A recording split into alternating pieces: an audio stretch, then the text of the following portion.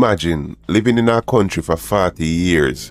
You've paid your taxes, you've raised your children, and you've never seen another home. Then one morning, there's a knock at the door.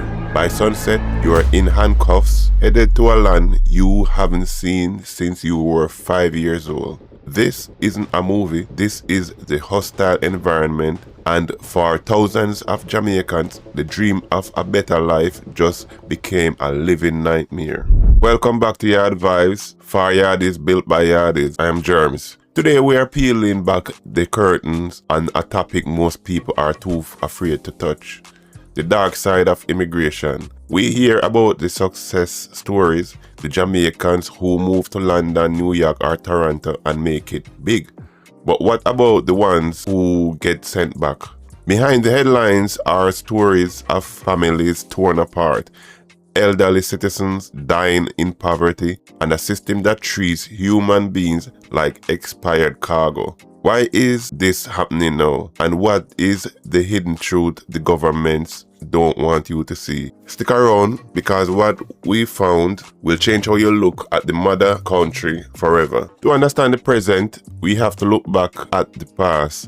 In 1948, the Empire Windrush arrived at Holbury Docks. Britain was broken after World War II. They needed help.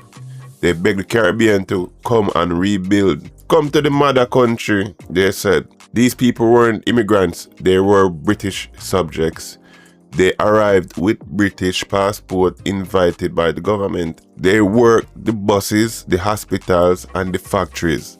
They spent 50 years building a country that would eventually tell them they don't belong. In 2012, the UK government introduced the hostile environment policy. The goal to make life so difficult for illegal residents that they'd leave their home.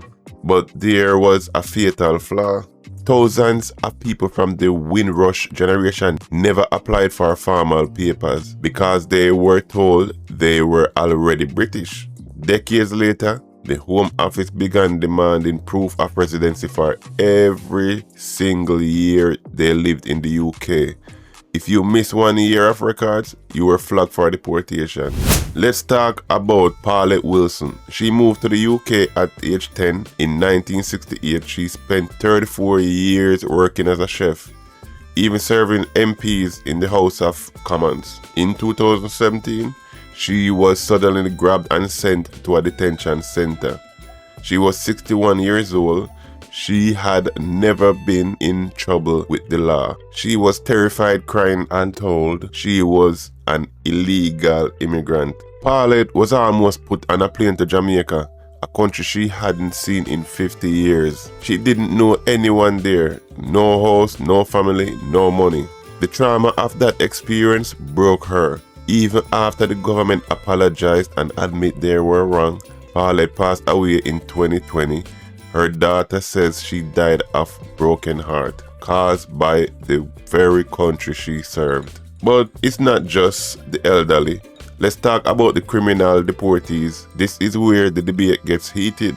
Many people say if you do the crime, you do the time, then you get sent home. But is it that simple? Take the case of Hakeem. He moved to Canada. When he was 3 years old, he grew up in Toronto, spoke with a Canadian accent and knew nothing about Jamaican culture.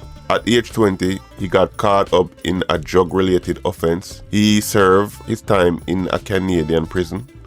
But when he was released, instead of going home to his mother, he was handed over to immigration because he never officially naturalized as a citizen, something many immigrant parents forgot to do their kids. You know, no for people like this now. Canada revoked his residency. They exported him to Jamaica. When Hakeem landed at Norman Manley International Airport, he had nothing but a plastic bag of belongings. He didn't know how to navigate the bus park. He didn't understand the slang, and he was immediately targeted by local criminals who saw his foreign clothes and accent as a sign of wealth.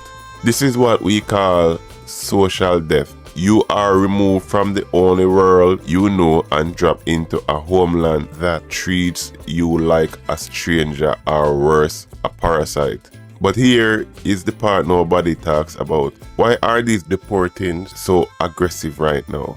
It's a numbers game.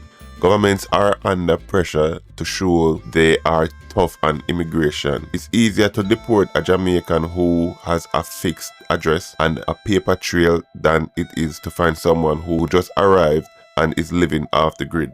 They are targeting the low-hanging fruit. People who have been there so long, they think they're safe. Have you ever heard of the deportation charter flights? These are private planes hired by government at the cost of hundreds of thousands of pounds. They often leave in the middle of the night. In some cases, the Home Office has tried to deport people who have pending legal cases. They try to get them out of the country before a judge can say they have the right to stay. Why the rush? Because once you are on Jamaican soil, it is almost impossible to fight your case in a British or American court. Out of sight, out of mind. And the impact on Jamaica, the island is already struggling with crime.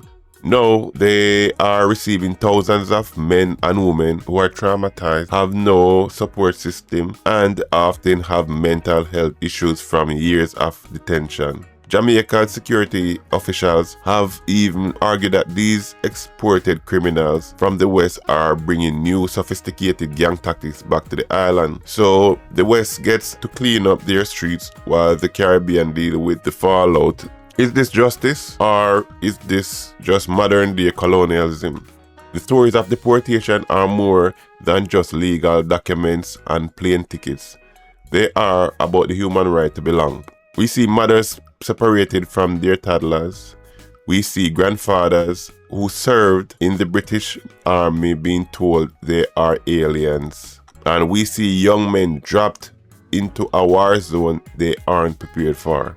Immigration is a privilege, yes, but when does a country stop being a host and start being a home?